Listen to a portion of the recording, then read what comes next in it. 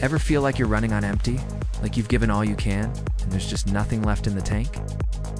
It's a tough spot to be in, but I want to share a powerful story that might just change how you see those moments of scarcity.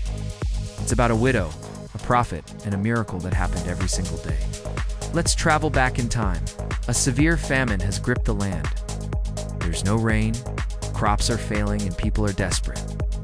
In the middle of this crisis, God sends the prophet Elijah to a town called Zarephath.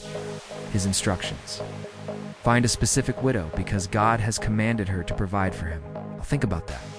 In a time of extreme lack, God sends his prophet not to a wealthy merchant or a king, but to a poor widow who has next to nothing.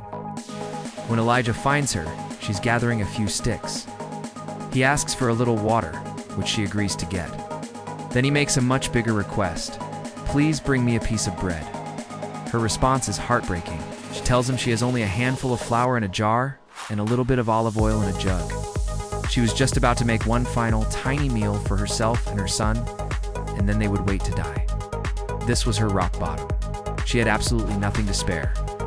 This is where faith comes head to head with fear. Elijah tells her not to be afraid. He says, first, make a small loaf of bread for me from what you have, and bring it to me, and then make something for yourself and your son.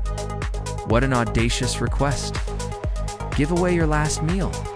But it came with an incredible promise. Elijah declared that the jar of flour would not be used up, and the jug of oil would not run dry until the day the Lord sends rain on the land. Imagine her choice. Logic and fear screamed to hold on to that last bit of food. But something inside her, a spark of faith, chose to trust. She did exactly as Elisha said. She took her last bit of flour and oil and made him a small cake first. And then, the miracle began. The next day, she went to her jar of flour, and there was enough for that day's meal. She checked her jug of oil, and there was enough for that day's meal too. This wasn't a one-time magical refill. Every single day for the rest of the famine, she found just enough for that day. It was a daily miracle, a daily reminder of God's provision. Her small act of obedience and trust in her moment of greatest need unlocked a continuous flow of blessings. This story teaches us that God's economy works differently from ours. He often asks us to give from our lack, not just our abundance, to show us that He is our true source.